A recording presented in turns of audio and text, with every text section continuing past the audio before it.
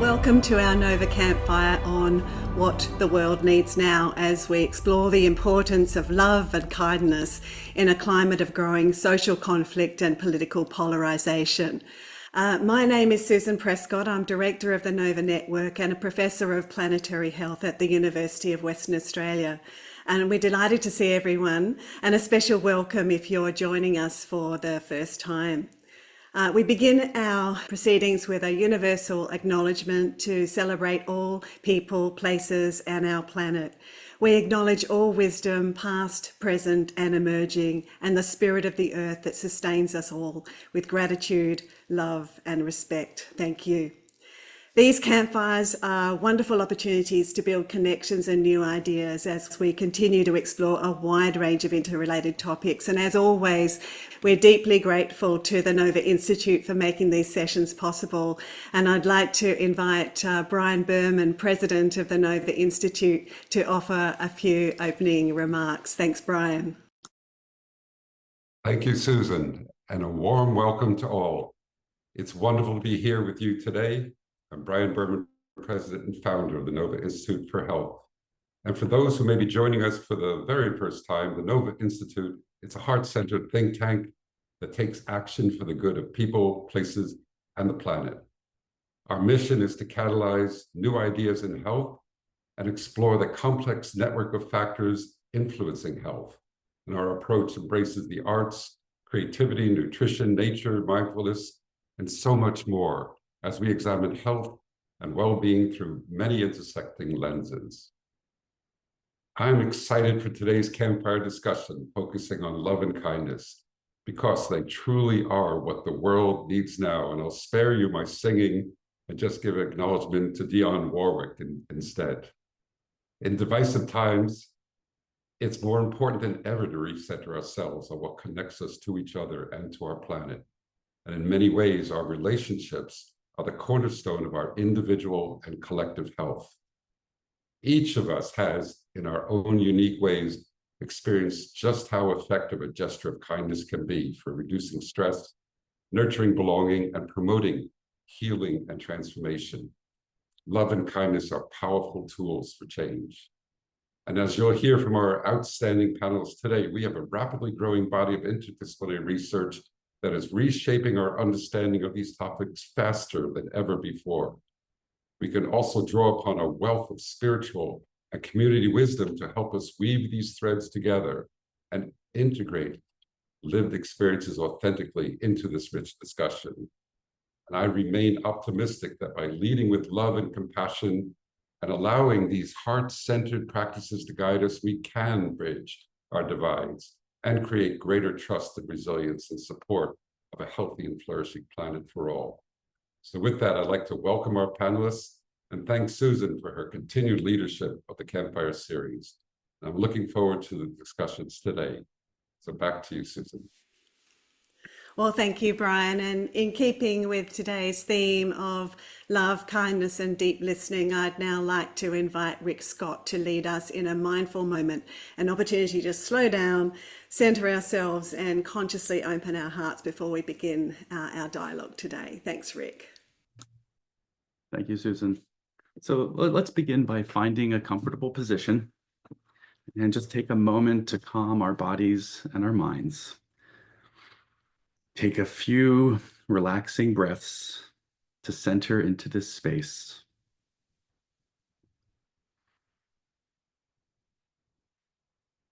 No need to change your breathing in any way.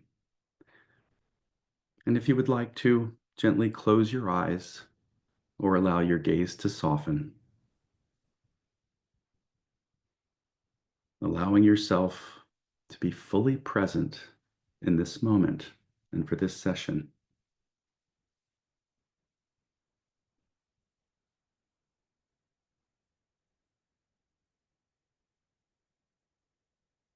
And now let's bring our awareness to the life-giving energy, vitality, and love within and all around us. And as we sit in silence for the next few moments, let's imagine this love as a beautiful light that fills our being, connecting each of us and shining forth in the world.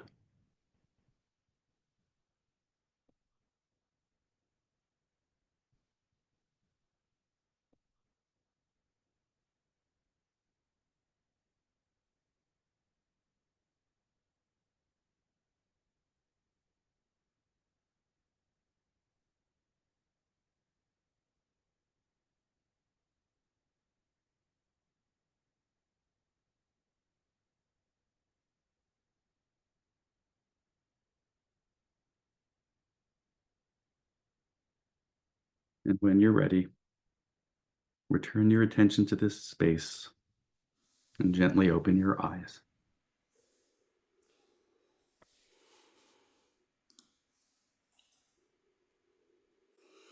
Well, thank you so much, Rick, for helping us pause and focus on what matters as we begin today's conversation. Now, just to overview our schedule, I'm going to set the scene with a 6-minute or so introduction to frame the topic, and then introduce our panel of speakers to each briefly share their perspectives for 7 or 8 minutes. And this will be followed by discussion, because we know there are many others on the call who also have important perspectives. There's a slight change to our schedule, but I'll announce that as we go, and we'll just start off with my opening remarks now. Thank you very much. As we think about what the world needs now, I'll begin with a quote from His Holiness, the Dalai Lama. We might reject everything else, religion, ideology, all received wisdom, but we cannot escape the necessity of love and compassion. These words remind us that amidst all we may disagree on, love and compassion remain essential and perhaps our most unifying human needs. In an era of rising polarization, disconnection and uncertainty, rebuilding social trust and cultivating a shared sense of humanity have never been more urgent. Today's divisions are not merely driven by differences of opinion, they are rooted in deeper forces of identity, fear, and moral concern. Research shows that how we perceive threats and who we seek to protect strongly shapes our moral and political views. Although grounded in instincts of care and loyalty, these perceptions are increasingly divergent along partisan lines, fueling outrage, deepening mistrust, and further fracturing society. At the heart of many conflicts lies a universal impulse, the desire to protect others from harm. Yet motivation by fear alone can lead to exclusion, defensiveness, and even aggression against those seen as outside our moral circle. To truly bridge divides, we must go beyond fear towards love and care-based motivations, expanding the circle of concern beyond familiar groups to include all of humanity and the natural world. As our global challenges intensify, from environmental destruction to social fragmentation, responding with compassion offers a transformative path forward. Love is more enduring, expansive, and regenerative than fear. While fear fuels division, love expands our imaginations, widens our vision, and deepens our capacity for empathy and collaboration across divides. It encourages open-mindedness and a shared sense of purpose, offering a resilient foundation for justice, renewal, and collective well-being as we seek to transform polarization and fear into connection and hope. Practices that nurture compassion, empathy, and shared identity offer powerful tools for this shift. Approaches like loving kindness or metta meditation, mindfulness, experiential dialogue, and nature-based engagement have been shown to strengthen emotional resilience and promote pro-social behaviour. Research indicates that loving kindness practices not only enhance individual well-being and relationships, but also reduce bias, increase forgiveness, and support greater environmental concern. Such practices create the emotional foundation for societal flourishing, extending beyond personal benefit to collective attitudes and behaviours. Experiences in nature are particularly potent in fostering this transformation. Contact with the natural world has been shown to reduce dehumanization, promote unity with others, and strengthen perceptions of shared humanity. Nature often evokes feelings of self-transcendence, that profound sense of connection to something greater than ourselves, that deepens compassion and promotes positive social behaviour. By awakening a sense of awe, humility, and interconnectedness, nature-based practices play a critical role in healing divisions and nurturing care for both people and planet. Focusing on our shared humanity is essential for bridging divides. An expanded, inclusive sense of us can reduce intergroup conflict and promote cooperation. Shifting the focus from what divides us to what connects us can reshape cultural norms so that love, kindness, and reverence for life become not just private aspirations, but collective social assets. Practices that emphasize care, mutual belonging, and shared vulnerability can help align our motivations beyond zero-sum competition towards social trust, mutual respect, and collective flourishing. Recognizing that people across the cultural and political spectrum are often motivated by the same basic desires opens new possibilities for dialogue and understanding. This can be cultivated through intentional practices that reinforce kindness, patience, and courageous goodwill across differences. Love and compassion may be ideals, but they can also be embodied as conscious strategies for social healing. And today we will discuss how practices that cultivate compassion, deepen shared purpose, and awaken self-transcendence can provide the emotional and psychological scaffolding for human and environmental flourishing. Research using validated tools like the Compassion Love Scale for Humanity can help refine, evaluate, and scale interventions that meaningfully address social and ecological challenges.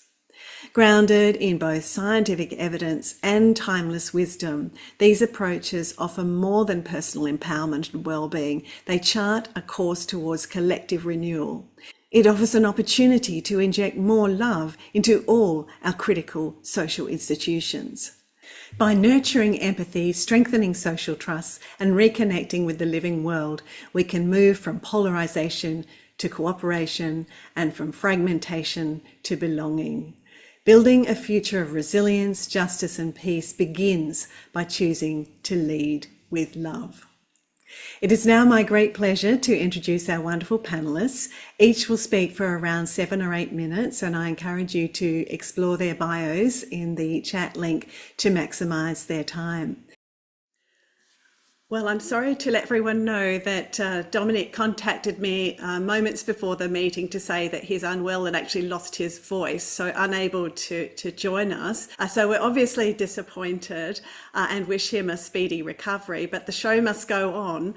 And the only person I know who's able to step in at less than an hour's notice to say a few words on a topic and give a slide presentation is Dave Nelson, who is familiar with the book. So Dave, thank you so much. At least you'll be able to give us an idea of what Dominic, who I've let him know this, and he's very grateful. Thank you so much. You're welcome, Susan. Thank you. I'm just going to share my screen. Can everybody see that? Just want to make sure, since this was like a tight timeline. Good.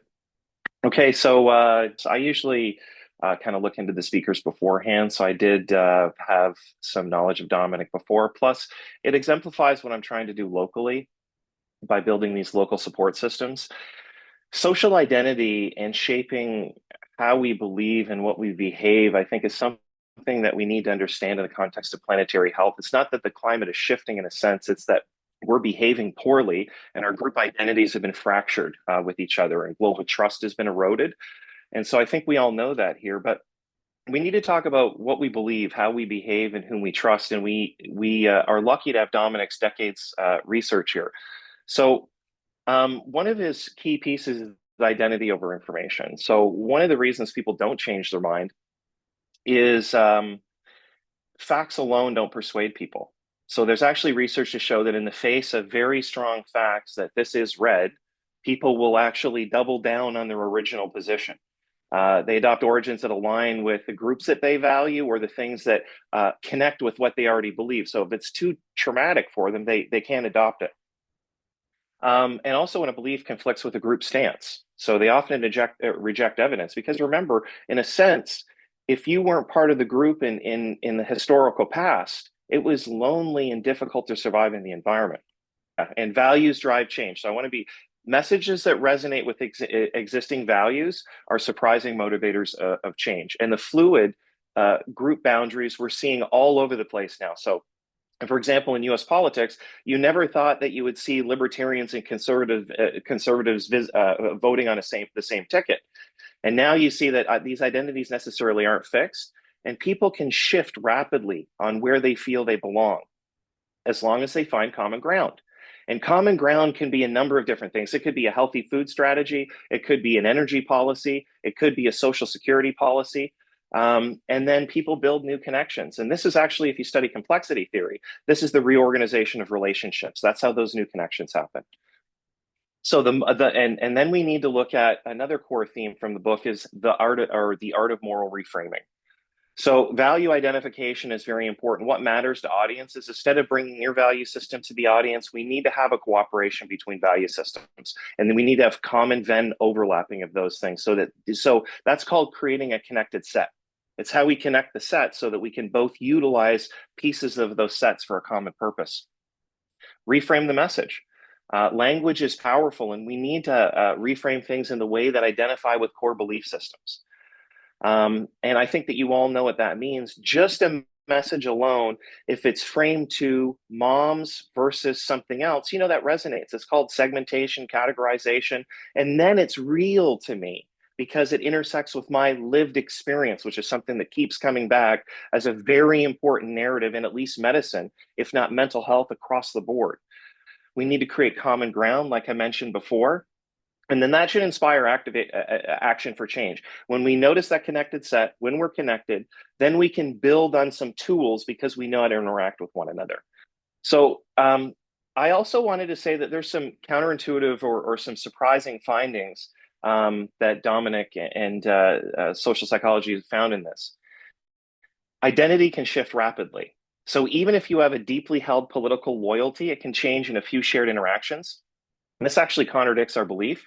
But if you study complexity science again, then you know that in self-organization, you go to this edge of criticality, and one small thing can change the entire perspective of what you believe in your worldview. And that would, for example, maybe someone who might be an atheist has a certain type of experience, and all of a sudden they're spiritual, and it changes their entire worldview. Values over facts. People want to know what you value. What is it that brings you to the table of connection? What gets you up in the morning? What gets you excited and exuberant for life? How do you want to evoke change? And then that idea of positive tribalism, us versus them thinking can actually enhance community thinking. That's in-group thinking, but it's meant to charge that piece that needs the help. Right? It's that emergent part. It's not social separation, but it's when communities rally around a shared idea, local gardens, for example. That in-group thinking can be a powerful motivator of change because somebody's got your back. Somebody's going to go look after your tomatoes, say, if you can't make it. So applications to planetary health. We need to build a collective identity of caretakers of us and Earth. I think that's one of the things, understanding that we're right in nature and we have to be part of the process of nature's ecosystem and care. We need collective action. It's not going to work. 1 + 1 is 3 here. We have to have collective action. Value alignments mean that collective action is going to be seen in a lens where we can work together in an emotionally regulated manner with one another, where the ontologies aren't as important as the right action, as Amartya Sen, a Nobel Prize winner of economics. He said, we worry too much about the ontologies and not enough about the common ground of right action. So value alignment happens that, and then foster that grassroots community building of in-group. So that's also helpful. So to reflect, what communities do we belong that care about whole health and planetary health as a connected set?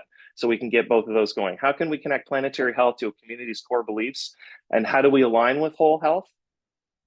And then how do we build collective will, which is, I just wanted a shout out as I do my thank you to say Brian and Susan and the group here at Nova is helping us to become, in quantum mechanics, super radiant, to create collective will so that we can all shine brighter. And that's the power of us from Dominic's book, at least the way I see it. Thank you for your time.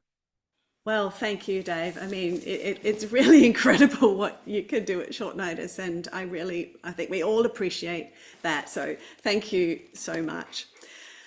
So next, I'm delighted to welcome our next speaker, Kurt Gray, who's at the forefront of efforts to find common ground. He's the incoming chair in social psychology of polarization and misinformation at Ohio State University. He's author of another wonderful book, Outrage, which was just published this year. And I also recommend this, it's really wonderful. And he's going to also talk about efforts to reduce polarization. Thank you and welcome, Kurt. Thank you for having me. Everyone see, we're good. Thanks for having me. I probably don't need to tell you that we are more divided than ever today. If you see an interaction like this, it's probably not surprising to see it, right? Not only are these folks disagreeing about politics and policy, but they have a deep sense of animosity towards each other, unfortunately. And so what I study and what we'll talk about very briefly is why we fight and get outraged and ultimately how to make it better. And you may have a pretty good sense of what drives moral conflict. You might think, well, it's because the other side is stupid. The other side is evil. But of course, no one is fundamentally, or few people are fundamentally evil or fundamentally stupid. At the end of the day, right, we're all trying our best to protect ourselves and our family. And what drives moral conflict is ultimately worries about our safety. It's being concerned about threats that are facing us. And it's feeling victimized in the world, right? Whether or not those feelings are agreed upon by others, that's how it feels to people themselves, and that's what makes them lash out in moral outrage. We get outraged because we feel threatened. And then the question is, look, if we get outraged because we feel vulnerable to harm, why do we feel so vulnerable to harm today? Aren't we incredibly safe in an incredibly overall prosperous society? Well, unfortunately, I think this goes against human nature, right? Even if we're safe today, that's not always how we were. That's not how we evolved. And one thing that I did for Outrage is dig back in the anthropological record to think about what were humans like millions of years ago, even before we were humans, right? When we were evolving. This is what it was like to be an ancient hominid, right? We were more likely to be hunted than hunters, right? We were less apex predators and more prey. And even though today we're much safer from predators, right, we still feel human predators. Folks who are out to get us, out to get our kids. The example I like to give is, imagine your kids are out playing and they're in your front lawn, and you see a white panel van drive slowly up the street and then drive slowly back down the street. You don't think, I wonder if that's a lost locksmith. You think, I wonder if someone's trying to kidnap my kids, right? That's the kind of mindset we often approach the world, are kind of like most animal feelings, right, that we need to kind of grapple with. And so ultimately, at the end of the day, we worry about protecting ourselves and the vulnerable, right? We're all motivated for protection, right? Concerns about harm, and we're not trying to burn the world down. No one is trying to burn the world down. We're all trying to protect ourselves. And when we disagree about morality, we disagree about different visions of threats, right? So here in America, we're really concerned about the gun debate, right? And if you are against guns and you're pro-gun control, then you're probably worried about mass shootings. But if you're pro-gun rights, you're not for mass shootings. Instead, you're for protecting your own family, right? This is how people make their moral positions, based on what they see as protecting themselves. So if you want to understand the other side, you need to ask yourself, what is the other side trying to protect when it comes to harm? And look, it's easy to assume that we have different moral minds, that liberals and conservatives are somehow deeply different when it comes to their values. And it can seem like this, but if you dig a little deeper into our kind of moral cognition, our thoughts and feelings, right, we all have the same moral minds, and that's we all condemn harm, right? But the key is harm is a matter of perception. Is using marijuana, is that something that helps people relax after a long day of work? Or is it something that's tearing the family apart? Different people disagree. And we have disagreements about gay rights or immigration or guns or abortion, right? We're disagreeing about all these issues, but at the end of the day, we're all asking ourselves, who seems the most vulnerable to victimization, to harm and suffering? And based on your answer to this is where you make your moral judgments, right? So we all have the same common currency when it comes to moral judgments. We just disagree about who's most vulnerable to harm. And look, we might all agree that kids, they're vulnerable to harm. This is why everyone says, think of the children when trying to motivate kind of moral persuasion. But it gets more complicated for hot button issues. Like when it comes to abortion, should we be worried about the vulnerability of pregnant women or of fetuses, right? And based on your judgment of who's most vulnerable here for this trade-off, you come to different judgments. Same thing with something like Black Lives Matter or Blue Lives Matter, right? Each of these sides is trying to protect someone. They're just disagreeing about who's vulnerable to harm. And so if you want to understand moral divides, you need to see the harms that someone else sees. And so in my lab, we work a lot about how best to bridge divides, how to bridge these gaps. And when you ask people what would make you respect a political opponent in a conversation, they generally tell you that it's facts and evidence. That's what they want in conversations, not personal experiences, right? They want, just give me the facts.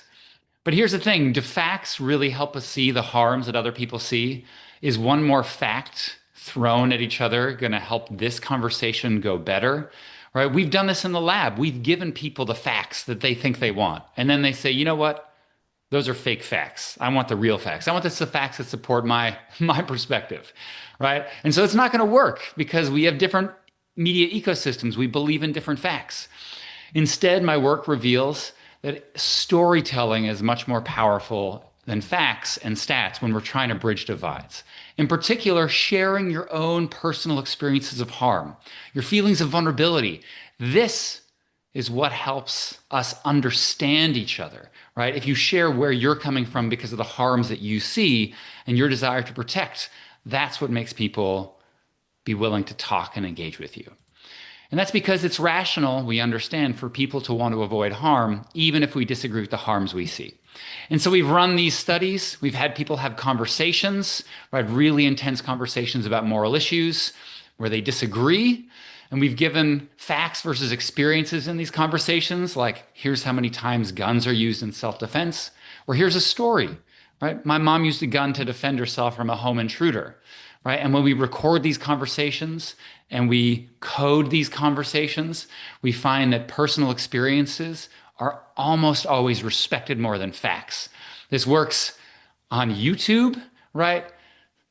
Stories generate more compassion, more respect than do facts. It's crazy. It works everywhere, even in really intense conversations, national conversations about gun debates or immigration. Facts aren't as powerful as stories. Now, of course, facts still matter. I'm a scientist, right? We all believe facts matter. But at the end of the day, right, telling stories is the way to bridge divides. And of course, telling stories is challenging.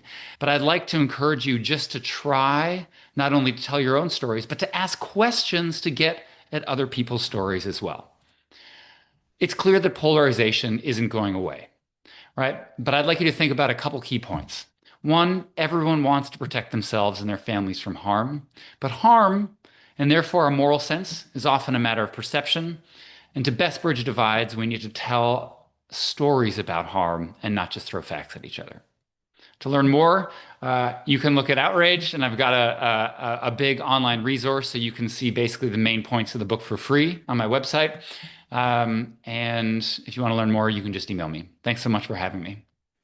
Well, thank you, Kurt. We really appreciate your wisdom on this, and particularly the emphasis on the power of storytelling, which really aligns so well with Nova's investment in a media communications program to actually promote the value of stories. and understanding that we're all motivated by protecting what we love is a clear path to finding our shared humanity. And thank you again for your beautifully written and very timely book. And there's a link in the chat. I think Alan put it into a really superb interview with Kurt. So please check that out. And I'm not sure that our next speaker, Lena Ranstetter, has a new book, but she's certainly doing some really important work on attitudes to issues that divide on partisan lines, such as climate change, for example, and how interventions, including contemplative practices, may support social transformation. She's a senior scientist in the Department of Political Science at the University of Salzburg, and we're really thrilled to have you with us. Welcome, Lena. Thanks so much, Susan, for the kind intro. Let's just share these slides. Perfect. So it's really a pleasure to be here with you. Thanks a lot, Dave, for your fabulous recap of Dominic's work. And thanks, Kurt, for introducing your research on the power of stories. And that's exactly where I want to tie in for the next 7 or 8 minutes. So together with you, I want to explore how meditation practices might reduce polarization and increase pro-sociality and pro-environmentalism. So in short, how meditation might help us to cultivate common ground. And Susan's rich intro probably already covered it, but just to remind us of the times we're in, of the state of the world we find ourselves in. We are in the midst of a polycrisis, right? In a time where multiple crises overlap, where they fuel each other, and they are inherently interconnected, so they cannot be solved separately. Think of the ecological crisis, the economic crisis, political polarization, the mental health crisis. So in search for a solution to these connected crises, it might be a really good idea to understand what brought us here, what the roots of these crises are, right?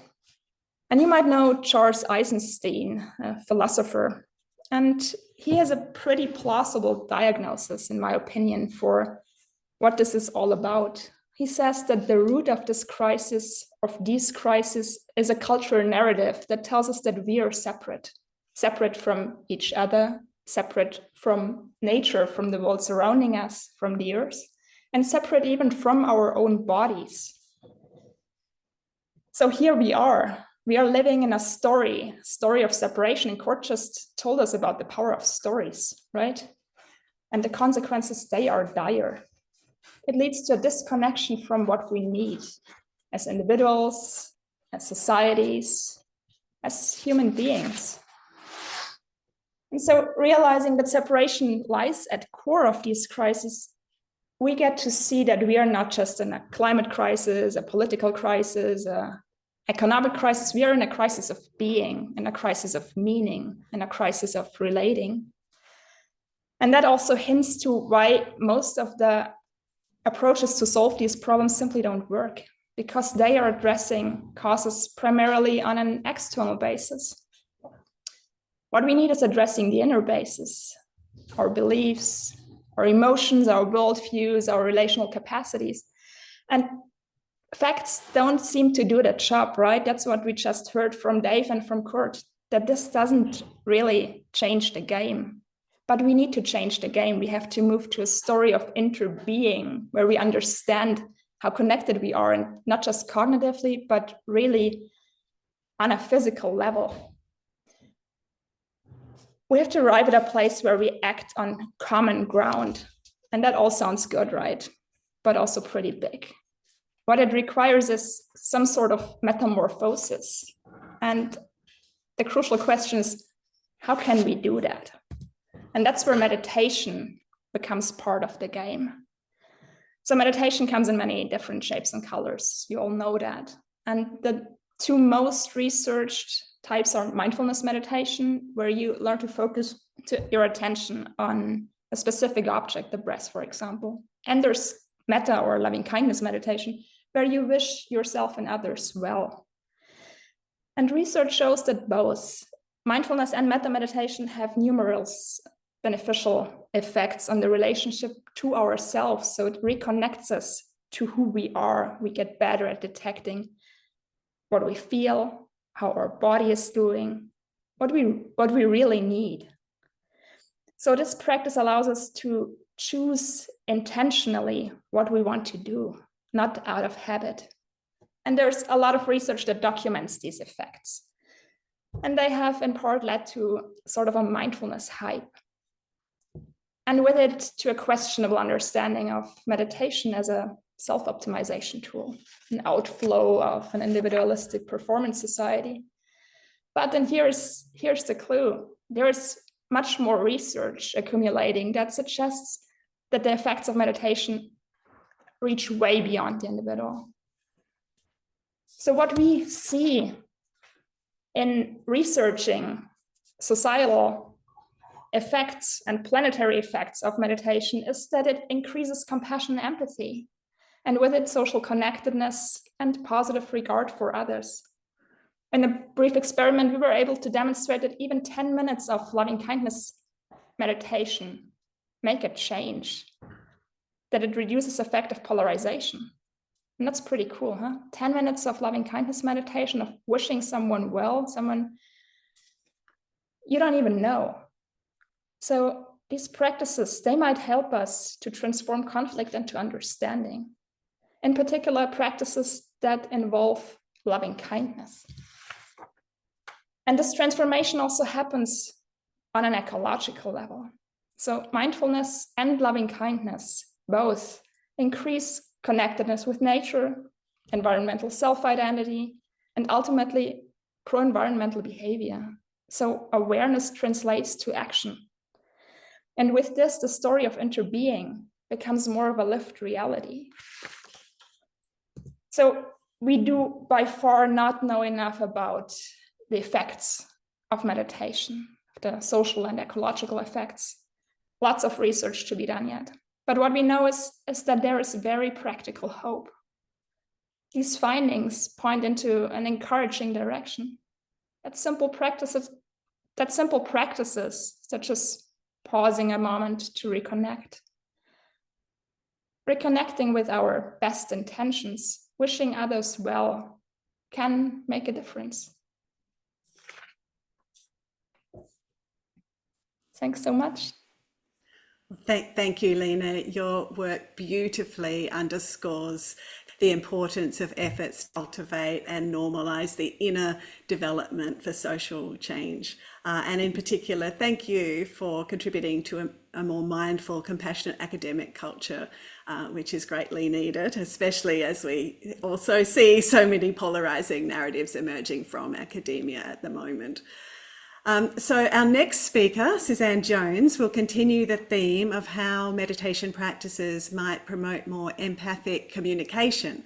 Suzanne is a professor of communication studies at the University of Minnesota, and she will discuss how we can improve the ways that we connect, support, and behave towards each other. So we're really delighted to have you with us. Welcome, Suzanne. All right. Thanks, everyone, for inviting me. So really appreciate this. And also to the most amazing skilled way of arranging the presentations, because I want to build exactly on what's been said so far and focus particularly on communication, which is something that eludes a lot of people who tend to focus more on social psych. So what I want to talk a little bit about today is more on a micro level, highlight the themes that Lena and Kurt in particularly pointed out to. And so I want to focus specifically on message behavior, the very things people say. So I want to acknowledge my two students while they since have finished their degrees. And I do have a website that also features all the articles, all the work that we've been doing on mindfulness, which is rather sparse in communication. So I want to talk a little bit about what social support actually is, what makes for support, focusing on communication, so what mindfulness is, which is what we talked about already. And then I want to just merge these two areas and focus particularly on support. In communication, we specifically focus on social interaction, conversation. I'm a social scientist. I do not necessarily do qualitative research, but we focus particularly on recording discourse, coding behavior, and trying to make sense in what ways messages, the things people say, actually impact emotion. I want to highlight that all of us here talk really fundamentally about emotion, values, motivation, being outraged, fear, evil, anxiety.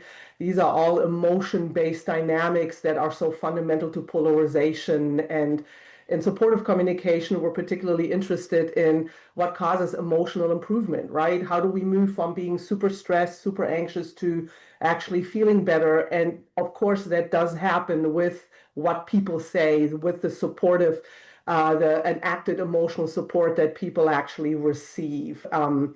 And so in my neck of the woods in communication science, we work particularly with specific message construct that is called verbal person-centeredness. That verbal person-centeredness is a message quality, which means it's embedded actual verbal messages, the things people say. So it contains utterances of acknowledging, validating, and legitimizing, particularly the emotional experiences of the other person. So, again, I like what David and Kurt said. Facts and all that are a good thing, but we're emotional creatures. So how we emotionally approach anything is important. So how verbal person-centeredness can validate and legitimize these emotional experiences is key. So, for example, highly person-centered messages may ask, how is this for you? All kinds of sense that you're upset. I get you. I get what you're going through. You have all the right to be angry. Let's talk about this, right? I'm interested in micro-level dynamics when we talk about human nature, when we talk about narrative, when we talk about storytelling. In communication studies, we want to know what exactly does that storytelling look like, and what's going on here.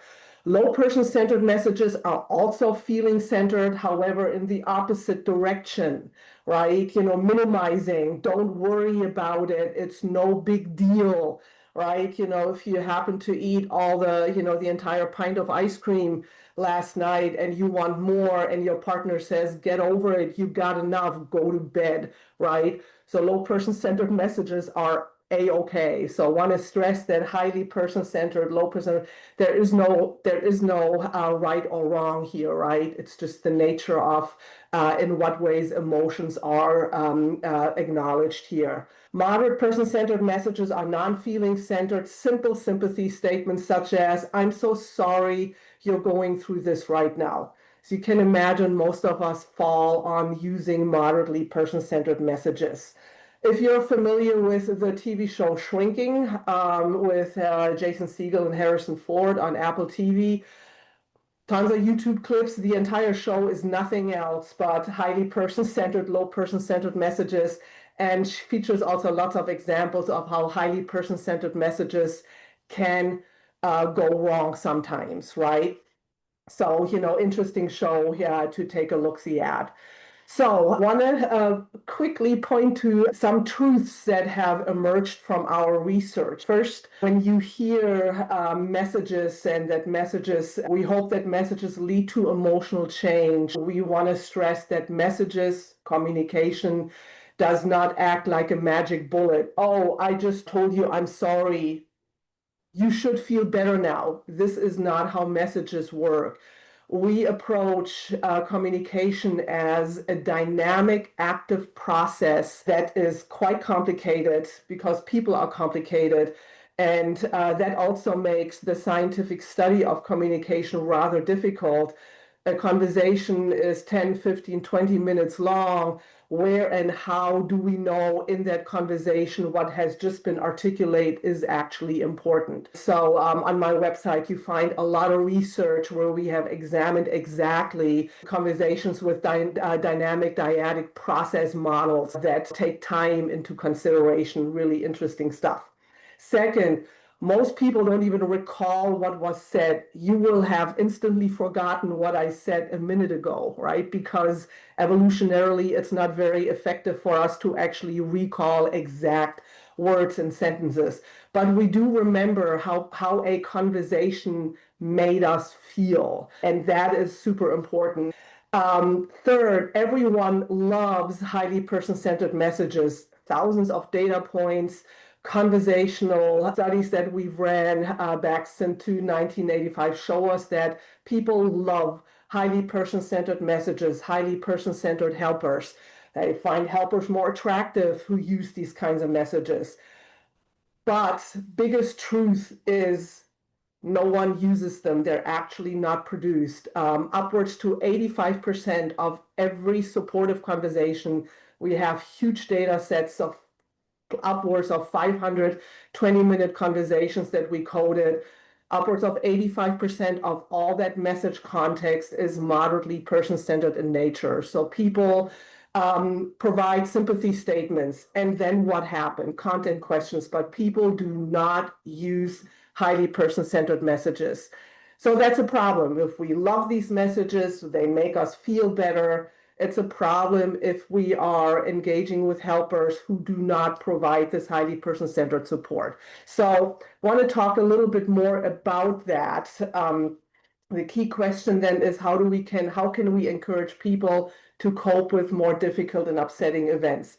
If you're surprised about all my dog pictures, I am a dog trainer in my second life, full professor first, and then dog trainer, and this is my highly trained and highly titled Doberman Rania. So how we approach this question of how we can encourage people to provide more highly person-centered support has us focus a little bit on how we conceive of emotion. And here, lots of you tend to fall back on cognitive appraisal theory that helps us understand how emotions change. Appraisal theory tells us that we can change how we feel by reappraising or reframing what events, including stressful events, actually mean to us. And of course, so appraisal theory tells us that here's a stressful event. We are upset because that event is meaningful to us. It's doing something for us. It has an impact on our needs, our desires, and so forth. How we change emotions then is the same source, right? Reappraising. How can, so apply to supportive communication, one function of highly person-centered conversations might be that they are predicted to facilitate reappraisal. So if I receive highly person-centered messages that encourage, that validate how I feel, and that also ask me, hey, let's talk about how this made sense to you, I can then also reassess events, and then with this reassessment comes emotional change. So we predict that highly person-centered comforting messages foster the explicit verbalization of feelings by the distressed person, and that verbalization actually facilitates the emotional change process. But if people don't use highly person-centered messages, that's a problem, right? So that leads us to the most focused question. Can and does mindfulness cultivate the provision of supportive messages that facilitate reappraisal?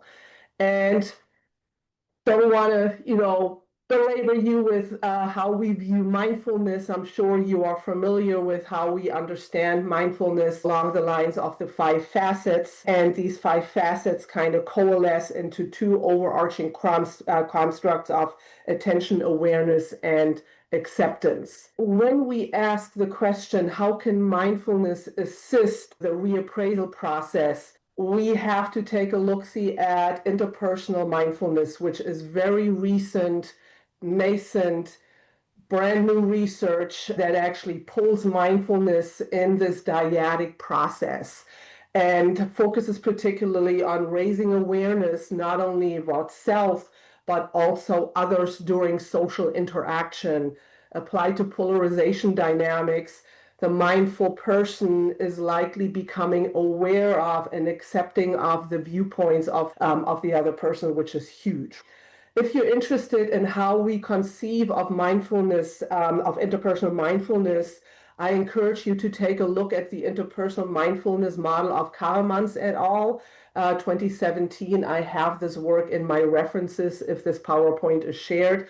but this model focuses particularly on pro-relational motivations and behaviors, how people cope with distress, and how mindfulness can foster relational cognitions, how I accept my partner, how I'm accepting of change in my relationship with the people around me, and my attachment dynamics, right? So much more to say here, but again, I'm just giving you a lot of ideas of how we can take a look at interpersonal mindfulness. Lena already pointed out the importance of empathy as a key pro-relational mechanism.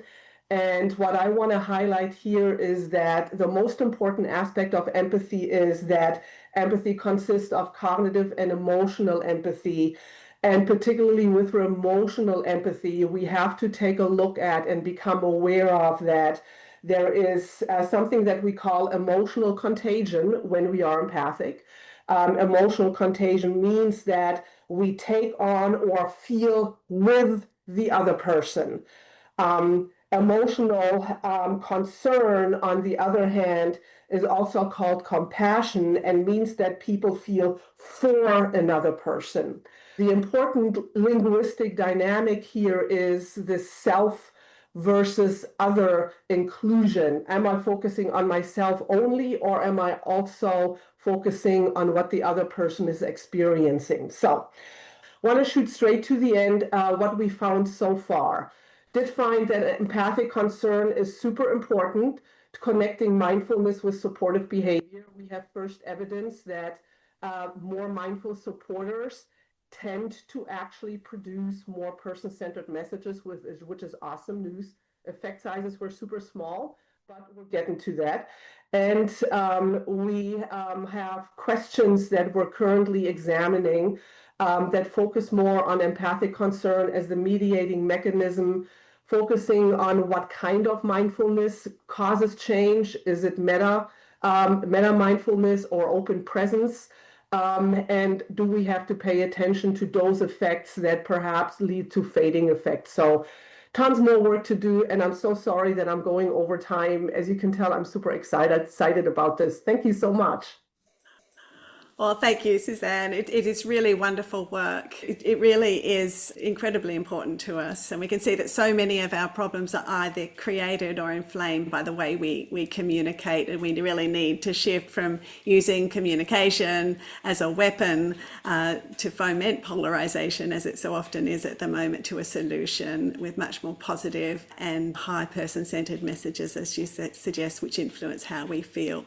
And this is really a perfect segue to our next and final speaker, Nellie Bisram, a dear friend and colleague who works closely with local communities in different parts of the world, especially youth, to open hearts and minds through meaningful connection with self, others, and nature. And her work focuses not only on our shared humanity, but a universal sense of interconnection that redefines that sense of us in a much, much deeper way. So welcome back, Nellie. Great to see you again. Thank you, Susan. And I just want to let everybody know that I brought the love with me today. So, and I think that, I'm just taking a moment to digest the beautiful presentations that Dave, Kurt, Lena, and Suzanne shared with us, because the mastery of Susan that understood that it was important for me to go last, because I think and I'm also kind of calibrating in my brain how to share all that we have to share, that really just demonstrates that everything that was presented, how we are experiencing this in action in community, and how kind of we are building our research kind of from what we're discovering on the ground. And so I want to talk a little bit about nature-centered approaches, nature-centered mindfulness, and how the importance of story to fight, disinformation, misinformation, especially the times that we're in, but then also give you an experience. So I want to show some stories. We have a couple videos that I'll share. Talk a little bit about our work with AHAM Education, and I see my co-facilitator, Piero Falci, is on here. A program called Be.Nature, which is, I would say, the culmination of everything that was shared. So I'm very excited for a debrief because I think there's a lot of research that we weren't aware of that's happening that can really complement our work. So I have some slides and I may or may not go through all of them, but in essence, this idea that what is happening to the earth is just a manifestation of what's going on with us. It's just a little bit about our organization and our mission to train young leaders over the next 5 years in our Be Nature program. Thanks very much. We'll just see if we can get her back online. Perhaps Piero, who is also here, works with Nellie. Perhaps you might like to step in. We're kind of on the fly here, so putting you on the spot. Hello, everybody. I'm Piero Fauci, and I am a mindfulness-based stress reduction teacher, and I teach the Be Nature program. Actually, I co-created the Be Nature program with Nellie, and we have been teaching this program since 2021, so it's a couple of years now. It's an 8-week program where we bring mindfulness and eco-awareness, eco-affinity, and eco-action together. It initiated with the idea of bringing mindfulness to activists, so those who were in the front lines of the ecological crisis, to avoid burnout and to bring more mindfulness techniques that could help them. But also, as we evolved, we felt that we have many people who come to us for personal reasons, stress, anxiety, and fear, but they do not engage in eco or eco-activism, if you will. And so we also, as teachers, we want to nudge them to become more active and do whatever they can, what is theirs to do in order to tame the upcoming ecological crisis. So we started with the 8-week Be Nature program that teaches the basics of mindfulness, meditation, and mindful living, but also very much connected with the experiences in nature. We like to say that we are not the teachers of the program, that nature is the ultimate teacher of the program. We like to say when we are in nature that we are not the protagonists, but actually nature is the protagonist and we are just in supporting roles. We like to say that nature does not need us, humans, but we do need nature. And the idea of interbeingness, that I prefer to use the word communion. I think that we are in connection, communication, and communion with nature in a way. I think that Nellie is back, Yeah, Susan. she's back with us. Thank you so much. Nellie, I think we can either play one of the videos or both of the videos. You just let us know. So if you could, here's what we'll do. Thank you, Piero, for jumping in and talking about Be Nature. So I think if we can show the video and then the slide after the video, the first video, I'll speak a little bit to that, and then we'll just close with a practice that really kind of embodies what we're talking about.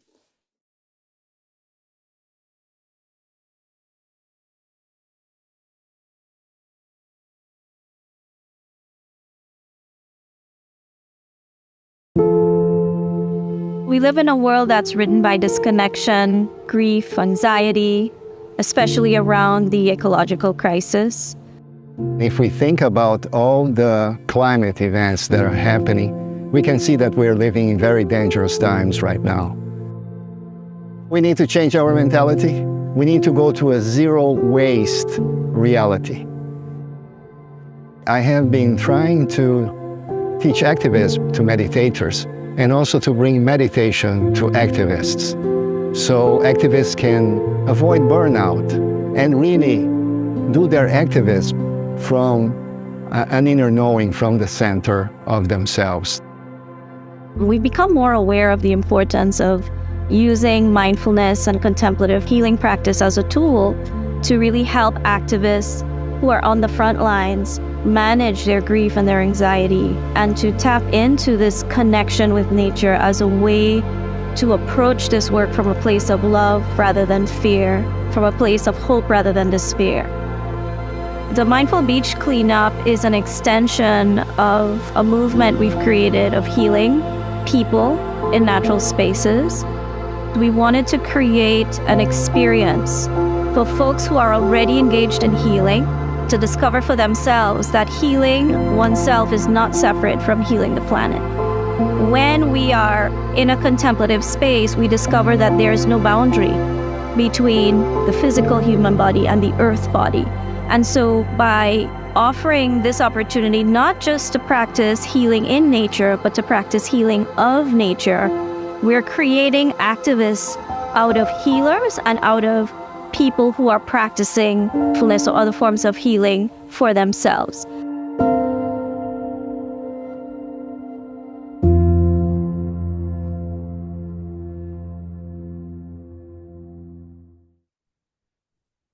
Okay, brilliant. Okay, so the images that you saw is a community of practice that was built around many of the principles that were shared.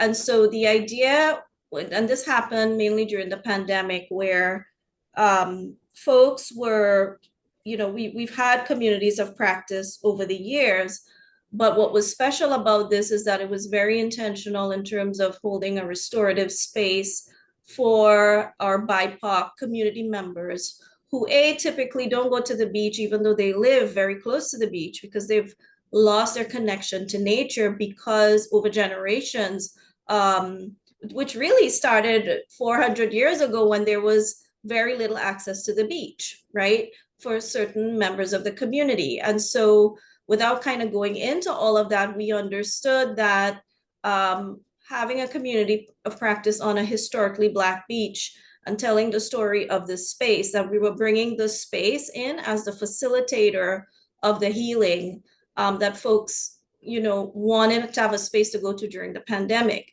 And so that weekly community of practice, which we didn't miss for a whole year, we literally had 52 communities of practice on the beach, became a safe container for telling stories of what we were experiencing, but also for mindfulness practice. And so how we build community is extremely important in building that trust and being able to recognize what those shared values are, even when we find ourselves on opposite sides of whether it's political, economic, or what have you issues, right? Especially in a time where everyone is suffering, we find that it's easier to use nature as a facilitator for those experiences. And so folks started reconnecting and restoring their relationship to the natural space. And then what ended up happening was this impulse of what we call falling in love, right? So if you're looking at the screen now, you'll see eco-awareness, eco-affinity, eco-action. This model emerged out of what we learned from that community of practice. The more we were engaging intentionally with awareness of ourselves, of our relationship to each other, and our relationship to nature, the more that we connected in wise relationship and we experienced interbeing, we fell in love. We fell in love with each other. We fell in love with ourselves. We fell in love with our environment. And we tend to protect and take care of what we love. And so what happened was folks then wanted to do more. And we started doing these mindful beach cleanups, which is the infusion of mindfulness, or the infusion of, I would say, more embodied eco-action.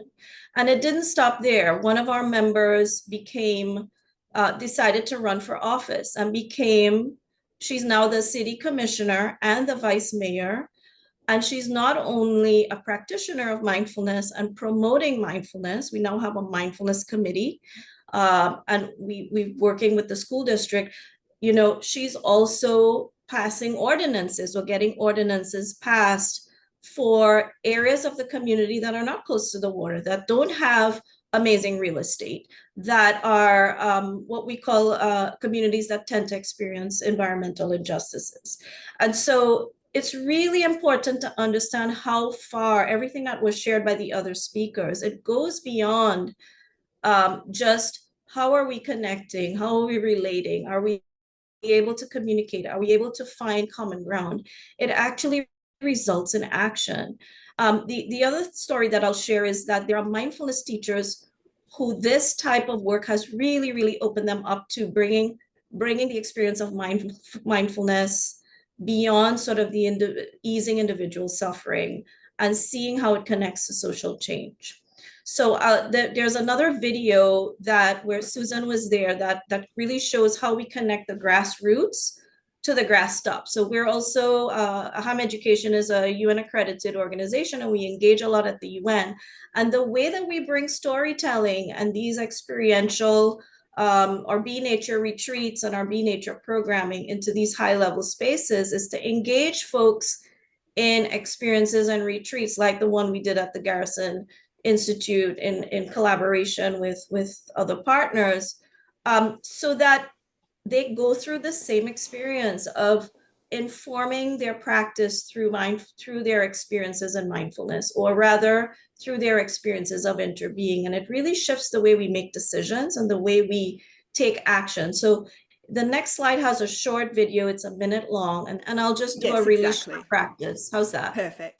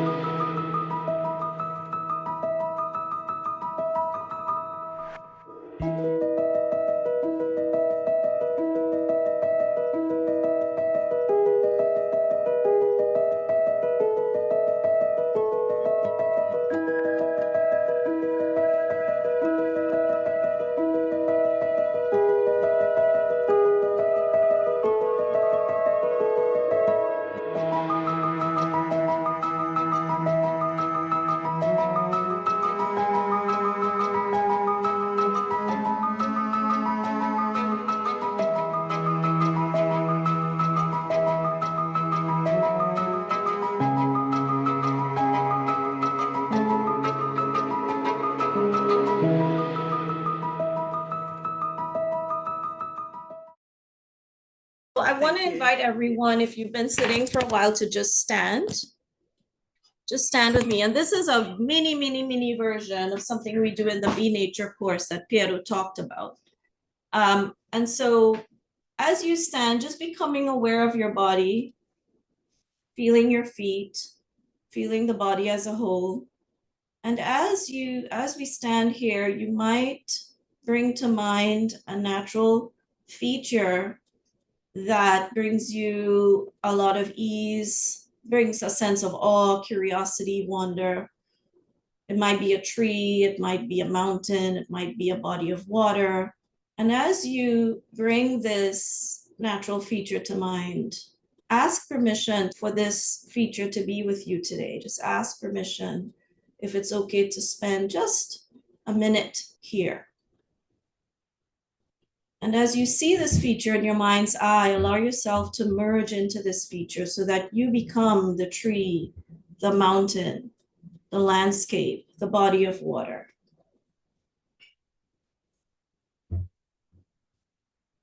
And so just noticing and sensing, how does it feel like to be me? How does it smell? What does the air taste like? What sounds are here? How does it feel to be rooted in the bedrock of the earth? And so taking in through the senses all of the elements that we embody in this body, in this natural feature, and in this physical body as this natural feature. the water, the air, the earth, the fire, the ether or spaciousness. And as we bid this quick visit farewell, saying thank you to this natural feature for reminding us that we are made of the same elements, for reminding us that we can be reflective like water, deeply rooted in the earth, resilient, withstand changes, magnanimous, resourceful. Taking a few deep, soft belly breaths in through the nose, out through the mouth, and then bidding farewell, unmerging your body from this feature, saying thank you, and having a sense that we are not separate, even as I go back to my world and you go back to yours, that we are part of the web of life, and that we can return to each other whenever we choose. And so if the eyes were closed, allowing them to open. This was a 90-second version of a 20-minute practice.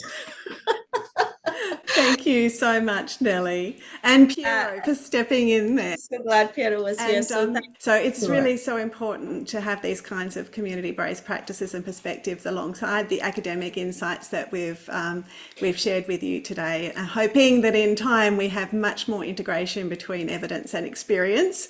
And I really want to thank you for your dedication and commitment, and a huge thanks to all of our speakers for their offerings and valuable perspectives in today's challenging social climate. And now we do have a brief opportunity for discussion, including comments and questions that others may have. So we invite everybody to put their cameras on if you can. And I'm sure there are many questions that you've been saving up for our panel. And please put your hand up so that I can call on you. That would be wonderful. Actually, my question's for Dave. Well, it's for Dominic, but via Dave, understudy of the universe, as I think we've dubbed you in the chat. So when we talk about the importance of building these communities and developing this connection, these personal connections and the power there. What I'm wondering is, does that power diminish when that work is not happening in person? So much of our communication is now dependent on, a screen. I'm wondering if it, especially like social media, what's the role there? How does it shift things around? And what do we need to be thinking about as we're kind of trying to figure out how to harness that power? I think that it comes from our misunderstanding of cause and effect versus things necessary but not sufficient to create change. Cause and effect's very linear. So you'd say, oh, it's social media, oh, it's this, oh, it's a local community, oh, it's this, it's all of those things. So I just think of what it takes to grow an oak tree from an acorn. You can't just get an oak tree from an acorn. You need soil, you need sun, you need rain, you need the environment in order to create that, and everything is important. So being somebody that does deal with the local community on a very regular basis, it's very important that I meet my comments and the things that I say I'm going to do with action. But one of the things that I find really important is to involve the community in those actions, not just to take singular action, but to say why it's important that the power of us, or the selves that we are bringing together as a group, have some type of unified common action about our idea of common goals, as opposed to the things that we might believe about spirituality or religion. We all know it's important to be empathetic, so we can focus on those things. So I think we take everything in, and I think it's interdevelopment goals. We become that emotional space, like Healy mentioned, about how we have to, become a lens, and then we bring that back out to the community.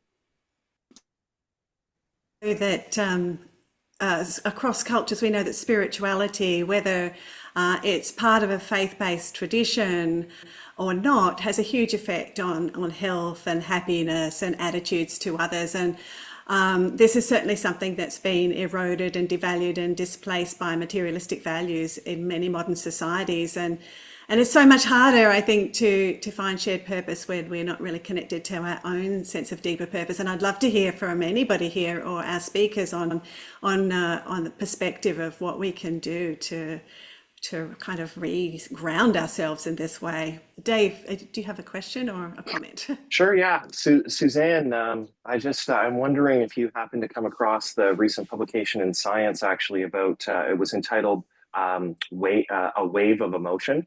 And it talked about how there's the biphasic neural response, about the staccato versus the sustain. So it talks about how you can get cut off in traffic and it irritates you for the whole day, but the smile of a child can totally vaporize those feelings. And then it just talks about what might be happening when we create distance. I thought immediately of cognitive appraisal when you were saying that. So I can put that study, actually, if people are interested, in the chat. It's just published in Science, but it's really interesting that the neuroscience is supporting what you're saying. Thank you. I'm not familiar with this study, so I would love to take a look-see at it, David. Thank you so much. I just put a comment in the chat that something that we didn't get to talk about much, but the combining the mindfulness work with and centering whatever the indigenous or the nature reverent practices of that community already are is kind of like a way to enter that interbeing and that relating that allows for the shared values to emerge. Thank you, Nellie.